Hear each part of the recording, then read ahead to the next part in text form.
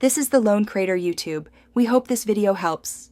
You need admin rights to avoid permission roadblocks. Once you have that, open Device Manager immediately. You're doing this because missing adapters often hide as disabled or ghosted devices, so make sure to enable View right arrow show hidden devices. Next, expand network adapters and take note.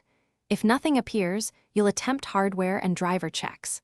Start with a careful visual scan for unknown devices and disabled icons, because identifying state now saves time when you try driver reinstall or hardware redetection.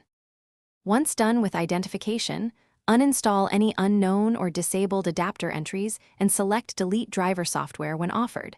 This forces Windows to redetect fresh. Then check Power Management. Uncheck the box that allows the computer to turn off the device, because aggressive power settings can hide adapters after sleep.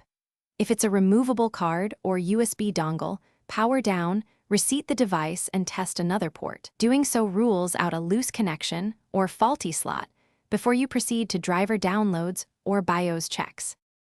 Now reinstall using vendor drivers. Download the correct NIC/Wi-Fi package on another device, boot clean, minimal startup, and install so driver conflicts are avoided. Make sure onboard LAN or wireless is enabled in BIOS/UEFI. Toggling to defaults can re-enable hidden controllers.